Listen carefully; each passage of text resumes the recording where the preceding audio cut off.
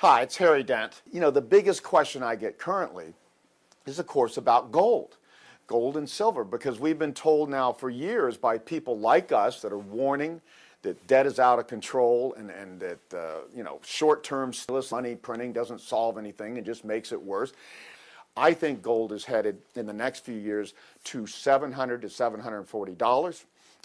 Which is the next major support area, and ultimately in the next decade, with commodity prices down and in a bad economy, as low as $250, where it bottomed and where the last bull market started between 1998 and 2000. 2 years ago, Harry Dent wrote an article that said gold was going to crash. It was going down to $750 an ounce, and that even wasn't the stopping point. It was $750 was on its way to $250 an ounce. And he listed all his reasons, and I just thought, I can't pass this up. So I actually wrote an open letter to him and cited all the reasons why I thought he was wrong. And I said, hey, if you really believe that gold is going to go that low, why don't you put your money where your mouth is? And I bet him an ounce of gold.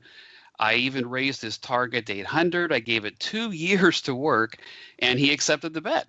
So by the time we finalized it, it was very interesting, because he was adamant that he was going to win, and I was adamant that I was going to win. And here we are finally 2 years later. The bet is concluded, and I won hands down. So gold never even got into three figures.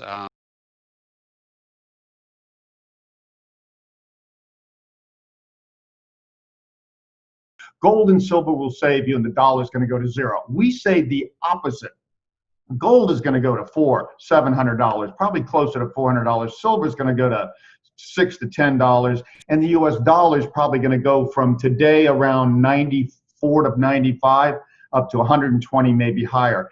The U.S. dollar is the safe haven in a deflationary environment. Gold bugs are living out the inflationary crisis of the 70s. We're in winter. By our model, long-term model, very good model, by the way.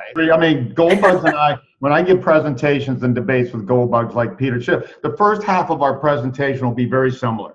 Unprecedented debt growth, bubbles everywhere. They just don't, they're saying the dollar will be bad. I'm saying the dollar will be good. They're saying gold will be good, and silver, I'm saying it'll be bad. Well, the U.S. dollar was relatively flat this year, yet gold still managed an 18% gain.